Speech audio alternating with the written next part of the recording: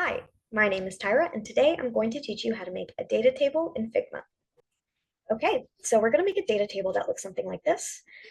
If you'd like to check out this Figma file, I'll provide it as a resource. There's also some links to resources here.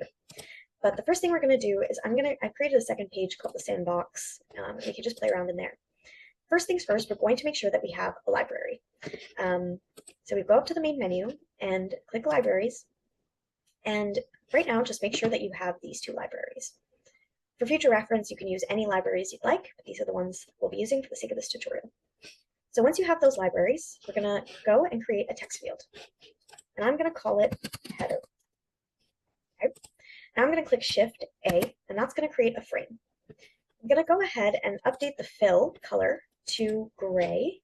So if you go up here to libraries, you can see that we already have all of these colors. And I'm going to choose gray 5. You can choose whatever you'd like. I'm going to go click on that frame, right click, and I'm going to create component. Cool. We're going to click on that frame again, right click, and go to main component and add a variant. Okay, so I'm going to click on this variant and I'm going to call it cell text. And I'm going to update the fill to something different. I'm just going to make it white. Again, you can make it whatever color you want. I'm going to create another variant. And this time, actually, what I'm going to do is add in an avatar. So I'm going to go to Assets, and I'm going to type in avatar.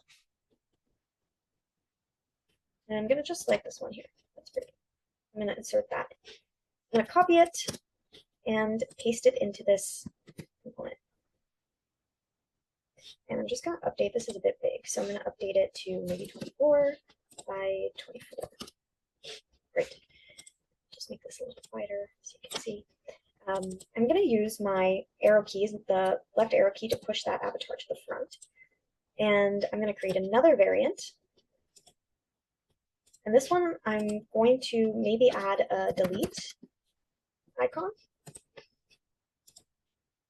And I'm going to add edit icon. Okay. And I'm going to copy those into this cell text. And I'll just remove these two. And there we go. And these are looking a little big, so I'm going to edit them as well. Something a bit smaller.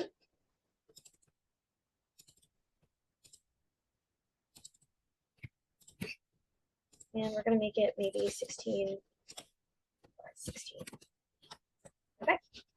I'm going to rename this component to data table elements.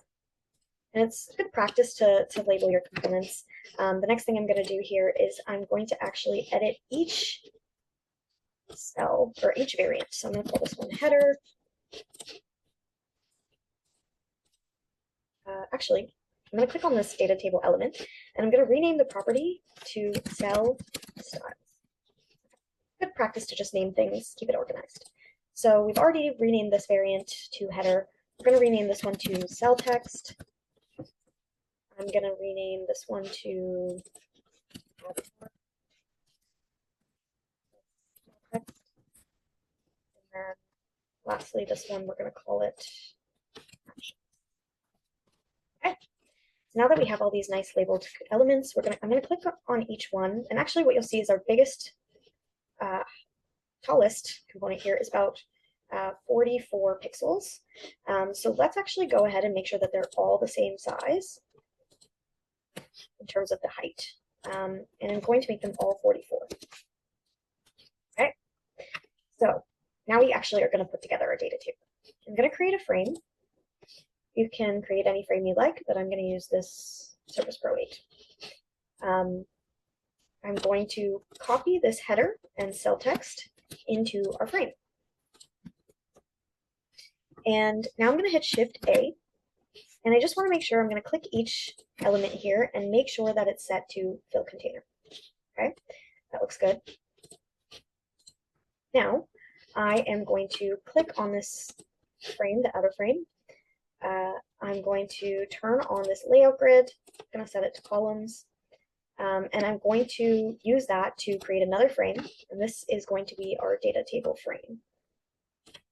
And we'll just add a stroke as well so that we can see it. And we'll turn off that Lego grid because it's kind of jarring to look at. So clicking on this frame that we've created, I'm going to hit Shift A again. And I'm going to drag it into this frame that we created and align it nicely. And I'm going to drag the frame out so that it fills the whole data table container. Okay. Now I'm going to select this column here and I'm going to rename it column 1. Okay, and it's important that we name it column 1.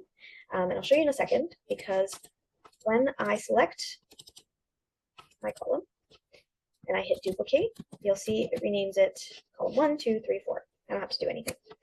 And I'm going to select each column and I'm going to set it to the width to fill container. And look at that. It spaces them all out nice and neatly. Okay, so now you can kind of go in and edit it as you see fit. I'm going to select all of these columns. I'm going to reduce the space in between them, so I'm going to set that to 0. Select this whole frame as well, and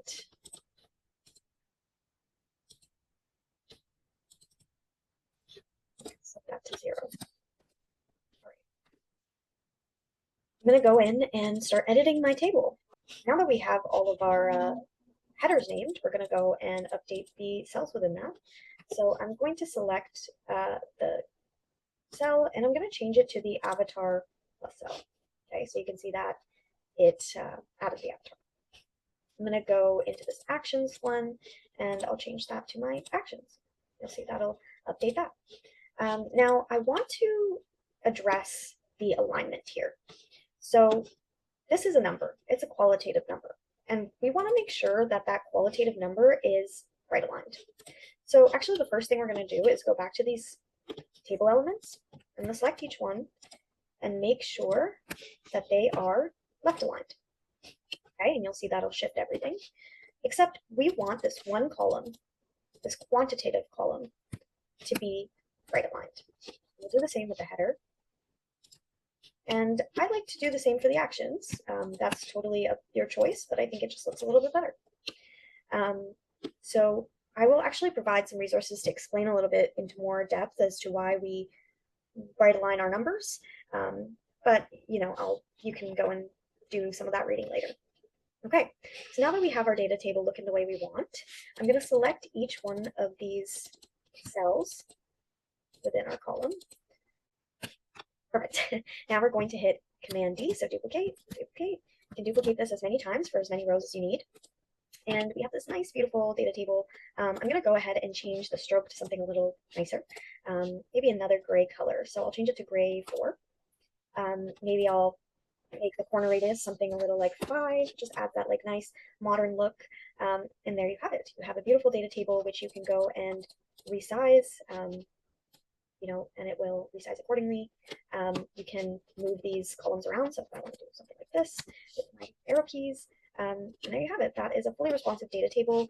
You can go and create multiple different kinds of variants. Like if you want to add buttons here, status labels, you can really easily use these variants to update cells.